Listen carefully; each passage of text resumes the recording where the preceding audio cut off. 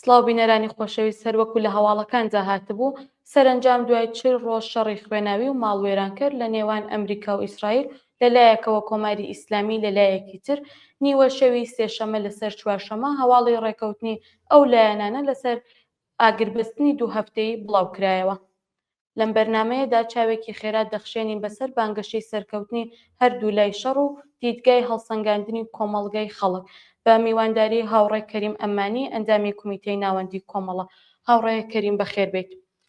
ئاژانسی هەواڵی شەوی حوتی ئاوێر بەرامبەرە لەگەڵ هەژدەی خاکەلێوەی 1405 ڕایگەیاند کە حکوومەتەکانی ئەمریکا و کۆماری ئیسلامی لە ڕێگەی دانوستانەکانەوە بە نێوەندبووی وڵاتی پاکستان ڕێکەوتن کە شەڕ بۆ ماوەی 2 هەفتە ڕابگرن و گفتوگۆکانیش بە مەبەستی گەیشتن بە ڕێکەوتنی کۆتایی درێژەی پێدەدەن و حکوومەتی ئیسرائیلیش بە ناچار ئەم ڕێکەوتنەی پەسەند کردووە. هاوڕێ کەریم وردەکاریەکانی ئێوە بۆ ئەم ڕێکەوتنە چۆنە؟ من سەرەتا سڵاو لە بەڕێستان هەروەها سڵاو لە بینەرانی ئازیزی تەلەڤیزیۆنی کۆمەڵە. زۆر سوپاس بۆم دەرفەتە. هەر وەک دیارە لە هەواڵەکەدا باس کرا دوای 40 ڕۆژ شەڕێکی خوێناوی و ماڵوێرانکرد لە بینی سێ لایەنێ واتە ئەمریکا و ئیسرائیل و کۆماری ئیسلامی لە ئارادا بوو و ئەو شەڕە دوای 40 ڕۆژ سەرنجام ئەم شەو واتە شەوی سێشەمە لەسەر چوارشەمە وەک ئاماژەی پێکرا لەسەر مەبنای ئاگربەستیشی 10 ڕۆژە کۆتایی پێهاتووە. بەڵام پێشینەی ئەو شەڕە یا ئەوەی کە پێویستی و زەرورەتی ئەم ئاگربەستە لەشەوە دێت پێم خۆشە بە کورتی ئاماژەیش بەکۆمەوەیەکە ئەو شەڕە دوای شەڕی 24 ڕۆژەی کە چەند مانگ لەمەوبەر لە بینی هەرە و چەند لایەنەدا ڕوویدا ئاگربەستێکی کۆتایی یا بە شێوەیەکی مەقطعی شەڕەکە کۆتایی پێهات، بەڵام لە نهایەتدا دوای چەندین خول دانیشتن و گفتوگۆ لە بینیاندا بە ئاکامێک نەگەیشت یا ئاکامیشی لێ نەکەوتەوە و توێژەکانیان وە سەرنجام خولی دووەمی ئەم شەڕە دەستی پێکردواتە لە نوێی ڕەشەمەی ئەم ساڵدا. بۆیە ئەوە یعنی جۆرێک مەبنا بوو بۆ ئەوەی کە ئاڵۆزی نێوان و توێژەکانیان لە نێوان ویست و ئامانجەکاندا دەردەکەوت. دوای دەستپێکردنی ئەم شەڕە ئەو شەڕەکە بە جۆرێ لە جۆرەکان تەنیان وەکو شەڕی 24 ڕۆژە لە چوارچێوەی ئێراندا نەماوە، بەڵکو لە سنوورەکانی ئێران تێپەڕی و بە جۆرێک زۆربەی وڵاتەکانی ناوچەکە و خەلیجی فارسی بە تایبەت وڵاتە عەرەبیەکان و تەنانەت عێراقوانی لەخۆگرت و شەڕەکە وەکو سناریۆیەکی ڕەش زیاتر خۆی نیشاندا لە چوارچێوەی شەڕێکی نۆرماڵی سەربازیدا نەمایەوە، بەڵکە بە زۆری لەم دواییانەدا بە تایبەت ژێرخانە ئابووری و بەسا بنەماکانی ژیانی خەڵکیان زیاتر لە هەردوو لاکردە ئامانج. بۆیە وەختێک شەڕەکە لەو ئاسەدا پەرەیسەند و ئاسۆیەکی ڕوونیش بۆ ڕێککەوتن لە ئارادا نەبوو، وڵاتەکانی ناوچەکە لەو ڕووەوەکە نیگەران بوون لە پەرەسەندنی هەرچی زیاتری ئاگری ئەم شەڕە بۆ وڵاتەکانیان بۆ وڵاتەکانی ناوچەکە و کاریگەری بە تایبەت لەسەر ئابووری وڵات وە بە تایبەت دوای ئەوەی کە تەنگەی هورمز دەبەسترێت لەلایەن کۆماری ئیسلامیەوە هەموو وڵاتەکان بە شێوەی لە شێوەکان کەوتنە خۆ بۆ ئەوەی ڕێگا هەلێک بدۆزنەوە بۆ کۆتایی هاتنی لانیکەم ئەگەر کاتی بێ ئەم شەڕە. بۆیە لەم ماوەیەدا چەندین وڵات لەوانە میسر و تورکیە و قەتەر و بەحرین و زۆر لە وڵاتەکانی دیکە و لە ناویشاندا پاکستانیش کەوتنە خۆ بە ئیرادانی تەرح و گەڵاڵی جۆرا و جۆر بۆەوەی کە پێشکەشی بکەن و لەسەر ڕێکبکەون. لە سەرنجامدا بەئیسلا دوێشە و لەسەر گەڵاڵیش پێشکەشکراوی پاکستان ڕێککەوتون. ئەوەش دوای ئەوە هات زەرورەتەکەی لەوەی کە ترامپ لە درێژەی شەڕەکەدا لانیکەم لەم ئاخرانەدا لە خۆناغێکدا زەربەلاجەرێکی دەڕۆژەی دیاری کردبوو و وتبووی ئەگەر لەو ماوەیدا بەڕێککەوتنێک نەگەین تهدیدی کردبوو کە هەموو بێستا سەرچاوەکانی ژیان بە تایبەت ئابووری، بوزە، کارەبا، ئاو دەکاتە ئامانج و ئەوش بەمانایەوە بکەیت ئەو شەڕە لەو چوارچێوەی بێستا ئوسولی خۆی دەردەچێوە سەرەتاکانی ژیان، بنەماکانی ژیان، پێداویستەکانی ژیانی خەڵک دەکاتە ئامانج. وڵاتەکان لەوە زۆر نیگەران بوون و پێیان وا بوو ئەوە لەگەڵ هیچ یاسایەکی نێودەوڵەتی شەڕیش تەنانەت ناگونجێ. بۆیە فشاری شێزگار زۆریان خستە سەر هەردوو لایەن و لە هەمان کاتیشدا ئەوەی واقعی بێت هەردوو لاشیان پێویستیان بەم زەمانە کاتیە بوو بۆ ئەوەی کە دەرفەتێک بە خۆیان بدەن، بیر لە خۆیان بکەنەوە، چونە ترامپ هەروەکو بارها ئێمە گوتومانە ئامانجی ڕوخاندنی ئەم ڕژیمەیە و نە کۆماری ئیسلامیش دەیەوێت بە جۆرە لە جۆرەکان تەسلیمی هەموو ویستێکی ئەمریکا بێت بەڵام لە عینی حاڵیشدا ئەوەی کە زۆر بۆی ئەو لەبێتەمانەوەیەتی لێرەدا دەرفەتێک دەخۆڵقێ هەم بۆ لایەنی بەئیستا ئەمریکا و ئیسرائیل کە ئەوان پێیان وابێت لە وەختەیەکە خەریکە سەرکەوتنی بەدەستگەن کۆماری ئیسلامیان لاواز کردووە زەمینەی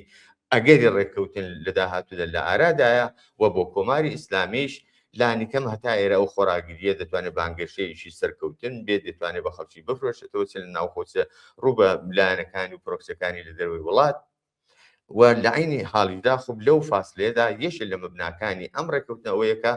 دەرفەتیان داوە بەیەکتر لەو ماوەی ئەو دوو هەفتەیەدا وتوێش بکەن لەسەر ئەوەی کە بگەن بە ڕێککەوتنێکی یەکجاری کە ئەو ئەگرانە زۆر لاواز دواترحمن ئەگەر پرسیاری دواتر بوو. بەڵێ هاوڕێکەریم ئەمریکا ڕایگەیاندووە کە سەرکەوتن کە سەرکەوتووە لەم بارەیەوە ڕای ئێوە چییە؟ بە باوەڕی من ئەگەر ئاماژەیە بکەین بە شێوەیەکی گشتی بۆ هەر سێلایەن چ ئێران چ ئەمریکا چ ئیسرائیل بە مانای واقعی هەرسێکیان سەرکەوتوو یعنی ئاوا دەتوانین بڵێن ئەوەی کە لەو ناوەدا دۆڕاوە و لایەنی چوارەمە لەم ناوی ئەم شەڕەدا خەڵکە ینی ئەوەی کە دۆڕاوە لایەنی خەڵکە ئەگینا لەم شەڕەدا تا جگای کە بە ئەمریکا بگەڕێتەوە خب بۆ ئەمریکا مەسلەی ئابووری لە هەموو شتێک مهمترە داخستنی گەروی هورمز بە مانای بەیستا گوشینی گەروی سەرچاوەی اقتصادی ئەمریکا بە تایبەت و زۆرێک لە وڵاتەکانی دیکە بە شێوەیەکی گشتی بوو بۆیە فشارهێنان بۆ ئێران و ئەم هەڕەشە و گۆڕەشە تا ئەو حەدێکە ئەم شەوی ڕابردوو سعاتی سێ ئاخرین بیستا ساعتەکانی ئەو زەربول ئەجلێت دەڕۆژە بکدانرا بوو یعنی ئەگەر لەو بیستا ساعتە وەختەدا بێت تەوافقیا بم ڕێککەوتنەگەیشتبان دەبوو بیستا شاهدی ئەو هەڕەشە بێوێنانەی ترامپ بین کە دیکاتە سەر بیستا بنەماکانی ژیان لە ئێران بۆیە بۆ پێشگیری لەوە خۆ شاهدی ئەو بینەم ڕێککەوتنە هاتوتە ئاراوە ئەمریکا دەتوانێت ئەوە بڵێت کە ئێمە هێزی بێستا سەرچین لە دنیادا هێزی نظامین بە هێزی نظامی بە وشاری نظامی توانیمان گەروی هورمز بکەینەوە و لە عینی حاڵدا بێستا ئەو دەرواز و نیگەرانیانەی کە لەباری ئابووری و فرۆشتنی نەوتوش لە ناوچەکەدا بوو ئەو ڕێڕەوە کە بەسترا بوو لە ئارادا بوو ئەوەی تا ڕادێگە ڕەواوێتەوە بە هەر ئێستاش بێستا کاردان و یا لێکەوتەکانی و دەرەنجامەکەی لەسەر نرخینەوە دەردەکەوێت لە لایشی دەکەوە بۆ ئیسرائیل دەتوانێت هەتا ئەم مەختەش ئەوە بڵێ کە ئێمە یەکێک لە سەرکی ترین دوژمنەکانی خۆمان لە ناوچەکەدا بە زۆری بێستا هێزی نظامی و هەژمونی نظامی ناچار کردووە کە تا ڕادەیەک پاشەکشە بکات بەتەوە پاشەکشە زیاتر لە بەرابەر ئەمریکادا بەڵام بۆ ئیسرائیل ئەوە دەتوانێت سەدە بکەوە لە عینی حاڵدا بۆ ئیسرائیل ئەوە دەتوانێت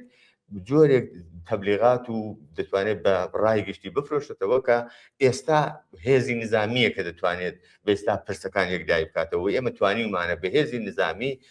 گەورەترین دوژمنی سەرکی خۆمان ناوچەکە تووشی پاشەکشە بکەین و سەلماندویانەکە بێستا هێرشی هەوایی هێرشی نظامی فشاری نظامی دەتوانێت بۆ لایەنێکی وەکو ئیسرائیل لە داهاتوودا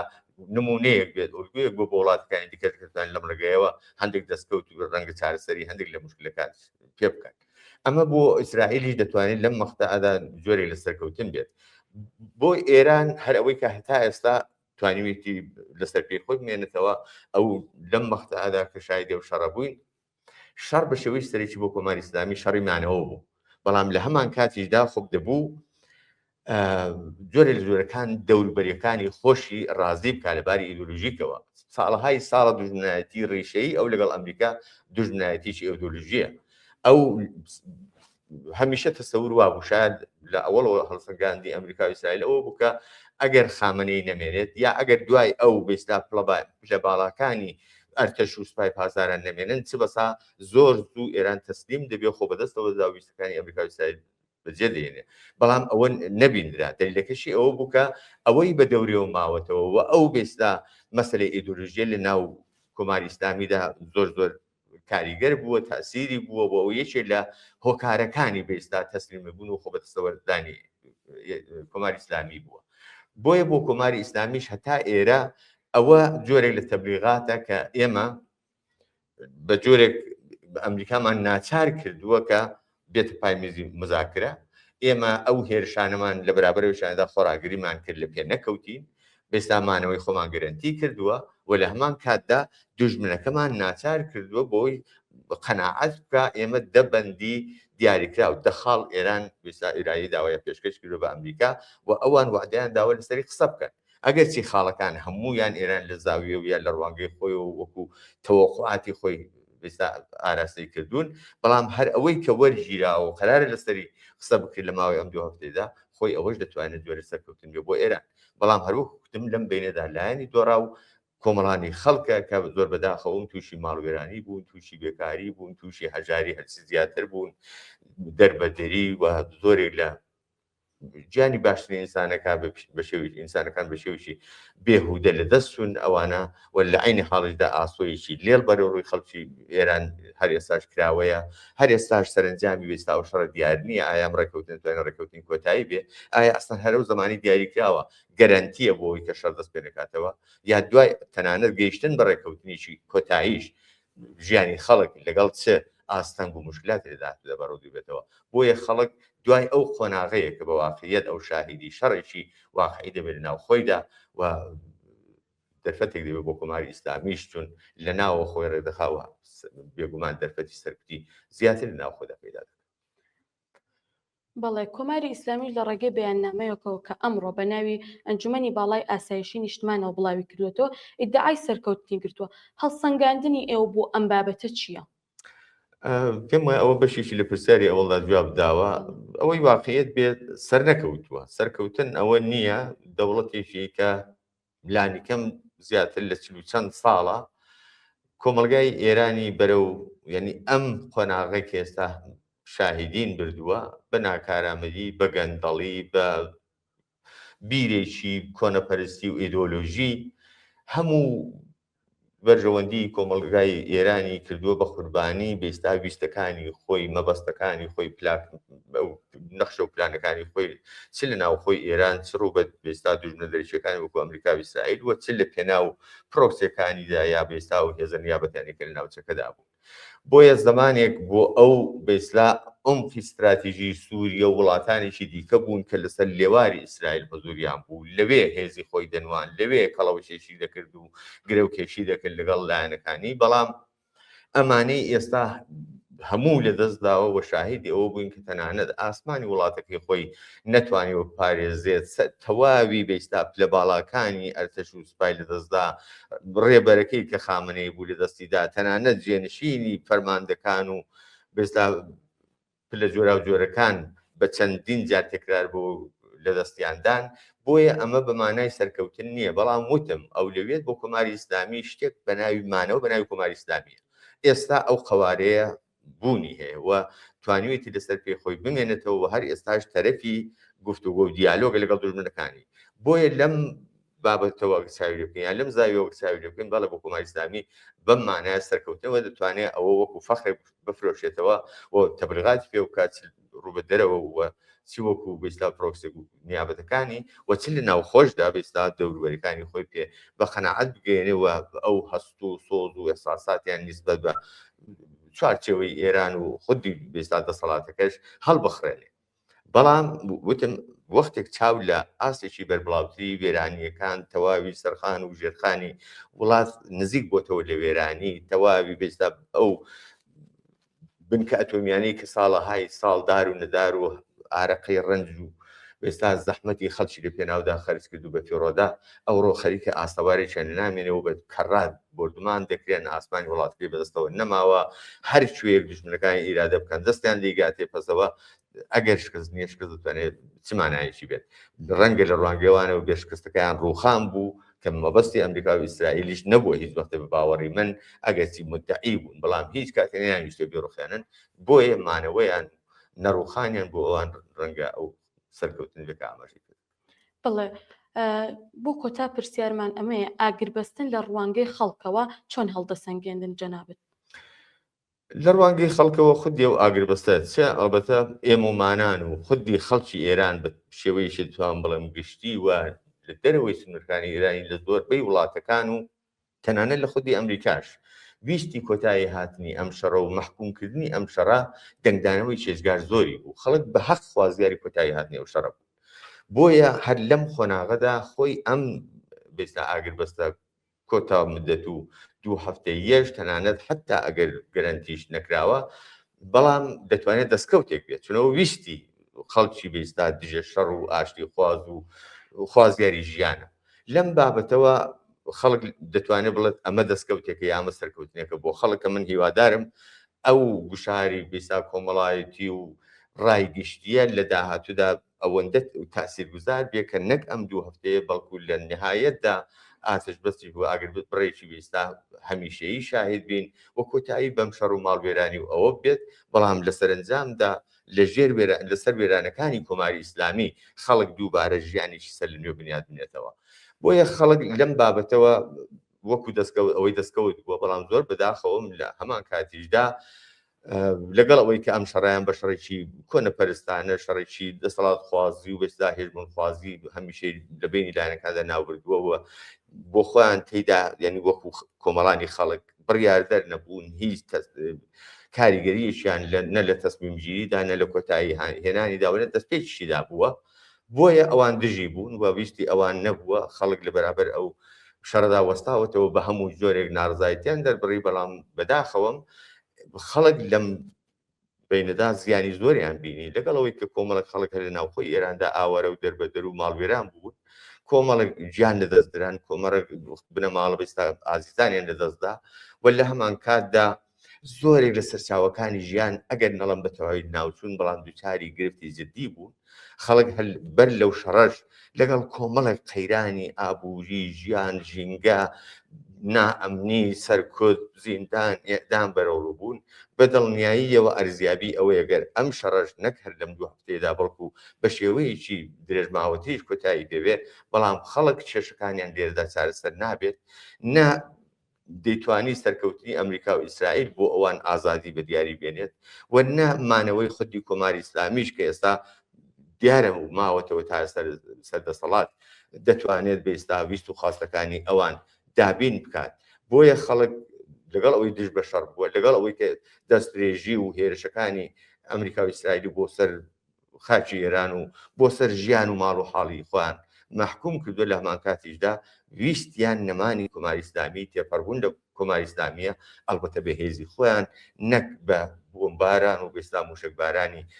ئەمریکا و ئیسرائیل یا بە ئومێدی ئەوەی کە ئەوان بێنن دەسەڵاتیان بۆ بگۆڕن و دواتر چارەنووسیان بۆ دیاری بکەن بەڵکە خەڵک پێیان وایە لەگەڵ ئەوەی کە ئاسۆیەکی زۆر ڕوون لە بەرچاویان نییە بەڵام ڕژیم لە هەر شرایەتێکدا کە بمێنێتەوە یا ماوەتەوە لاوااستر بووە ئیرادەی خەڵک بۆ گۆڕانی جەزمترە و لە کەمترین فرسەتدا ئەگەر دەرفەت بێت و لە ئارامیدا و ئێستا دەنگی موشک و بارانەکان کۆتایی پێبێت ئەوە خەڵکن کە بیر لە دواڕۆژی خۆیان دەکەنەوە بە شێوەیەکی دیکە دێنەوە مەیدان و سەرنجام ئەوان کە بێستا تەکلیفیان ڕژیمە ڕۆشن دەکەنەوە یەکلایی دەکەنەوە داهاتی خۆی چارەنووس خۆیان دیاری دەکەن بەڵام لە هەمان کاتیشدا هەر ڕۆژێک هەر دەرفەتێک بە تەمەنی کۆماری ئیسلامی زیاد بێت بەو مانایی کە کۆماری ئیسلامی ئەگەر ترسی شەڕ و نیگەرانی بۆمبارانەکانی دەمێنێ لە ناوەوە بێستا دڕندانەتر وەحشیانەتر بە شێوەیەکی سەرکردگەرانتر لەگەڵ خەڵک ڕوبەڕوو دەبێتەوە بە ئەوە ترسێکی زۆر واقعیە چ لە ناو زیندانەکان چ بێستا بۆ دەستگیری و بە دوواداچوونی هەڵسوڕاوان کە لەم ماوەیەدا ئیبرازی حضور و وێسان ڕزایەتیان کردووە لەم بابەتانەوە خەڵک دەبێت هوشیار بن بۆ خەڵک بۆ ئەمە دەتوانن نیگەرانیشی واقعی بێت بەڵام بێگومان دەبێت خۆی بۆ ئامادە بکەن کە چۆن دەتوانن ئەم نیگەرانیە بە خۆشببینی تەبدیل بکەنەوە لە هەمان کاتیشدا نەخشە و پلان و بێستا ئامرازەکانی سەرکوتیش پوچەڵ بکەنەوە لاندردن. بەڵێ زۆر سپاس بۆ ڕوونکردنەوەکانت هاوڕێکەریم زۆر مەمنون. بەڵێ بینەرانی ئازیز لێکدانەوەی هەواڵمان پێشکەشکردن هەر شاد بن.